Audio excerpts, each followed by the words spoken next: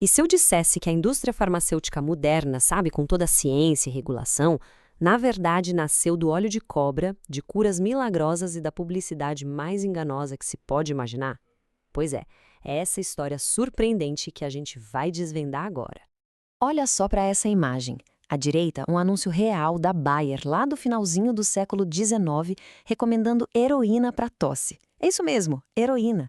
E à esquerda, o que a gente está acostumado a ver hoje. Um anúncio de medicamento limpo, moderno, totalmente regulamentado. Então a pergunta que não quer calar é: como é que a gente saiu disso para chegar nisso? Como fomos de promessas perigosíssimas em jornais para uma indústria que é baseada em ciência e em regulação? Para a gente entender essa jornada maluca, vamos seguir 6 passos. Primeiro, da ciência ao óleo de cobra. Depois a gente vai ver a tempestade perfeita e a arte de vender. Aí a gente mergulha em cocaína, curas e charlatões, entende a indústria acidental e, para fechar, vamos falar dos ecos do passado. Para começar, vamos voltar no tempo para entender o cenário da época. O século XIX, olha, não era um bom lugar para se ficar doente, não.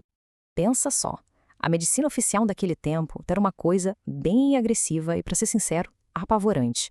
Procedimentos como sangrias eram super comuns, feitos sem anestesia nenhuma e com pouquíssima higiene.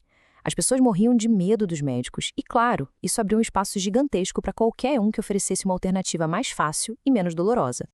E foi justamente nesse clima de medo que uma verdadeira tempestade perfeita começou a se formar. 3 forças se juntaram para criar o ambiente ideal para a explosão dos chamados medicamentos de patente. A receita para isso foi simples, mas muito, muito poderosa. O primeiro ingrediente, um público completamente desesperado por qualquer pingo de esperança. O segundo, uma revolução na mídia que podia espalhar uma mensagem como nunca antes. E o terceiro, a descoberta da publicidade como uma verdadeira arte da persuasão. Então, o primeiro ingrediente era a própria sociedade daquele tempo. A Revolução Industrial fez as cidades explodirem de gente, sem planejamento nenhum.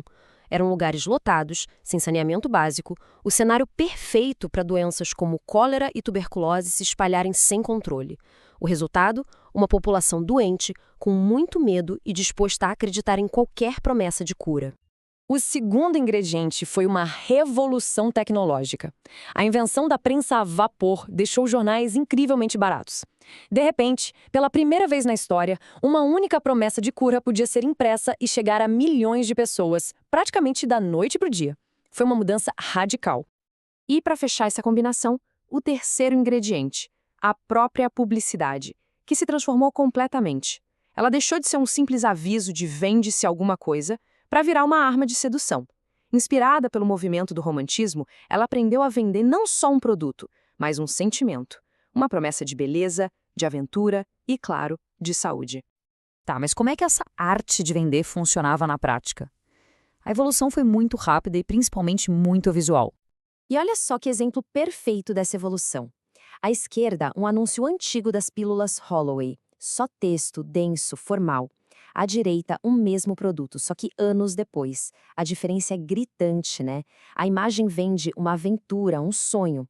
A publicidade não estava mais vendendo um remédio, estava vendendo uma história. Ou então, pega esse anúncio aqui, da Água de Flórida. Ele não vende um perfume, ele vende um paraíso. As palmeiras, o cenário exótico, tudo era pensado para criar um desejo de fugir da realidade. A persuasão virou algo totalmente emocional. Bom, com um público desesperado e essas ferramentas de persuasão superpoderosas, o palco estava pronto para a loucura que veio a seguir. Bem-vindos ao velho oeste dos remédios. E aí a gente chega em coisas como essa aqui. Um óleo que servia para carne humana e animal.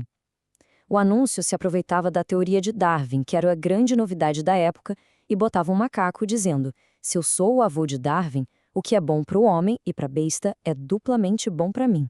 Bizarro, né? Pois é, mas com certeza chamava atenção. Só que o problema, claro, era o que tinha dentro desses frascos. O xarope da senhora Winslow para acalmar bebês era, basicamente, morfina.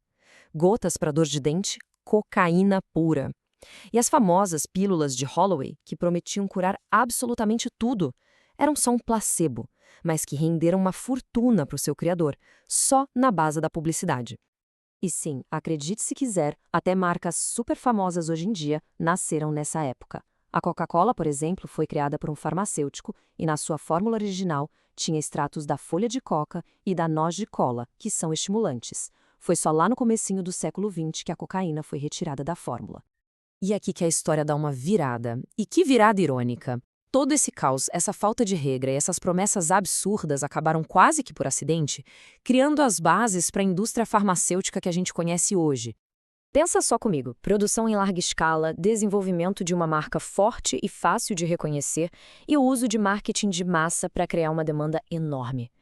Esse modelo que foi aperfeiçoado pelos vendedores de curas milagrosas foi exatamente o que as futuras empresas farmacêuticas adotaram. Só que elas adicionaram um componente crucial, a ciência. E, de novo, a tecnologia foi o ponto de virada. Essa máquina aí, inventada por William Brockeden, foi uma revolução. Pela primeira vez, era possível produzir comprimidos com doses certinhas, padronizadas e seguras. Era o fim da era das poções misteriosas e o começo da dosagem científica. E aí, nessa linha do tempo, a gente viu o surgimento de gigantes, como a SmithKline e a Bayer. Elas pegaram o modelo de produção e marketing dos charlatões, mas com uma diferença fundamental. Adicionaram ciência, controle de qualidade e, de forma muito inteligente, começaram a fazer marketing também para os médicos. E, finalmente, a gente chega no legado de toda essa história. Como é que essa era de exageros e de descobertas ainda reverbera nos dias de hoje? No fim das contas, o que essa história toda nos mostra é o poder. O poder imenso e duradouro da publicidade. A capacidade de moldar o que a gente pensa sobre saúde e bem-estar não mudou nada em 200 anos. As ferramentas é que ficaram mais sofisticadas. E isso tudo leva a gente para uma reflexão final, né? Quando a gente vê hoje influenciadores digitais vendendo suplementos, chás e curas milagrosas na internet, a semelhança é inegável. A pergunta que fica é: será que os charlatões do passado realmente desapareceram? Ou eles só trocaram a cartola e o frasco de óleo de cobra por um celular e um feed de Instagram?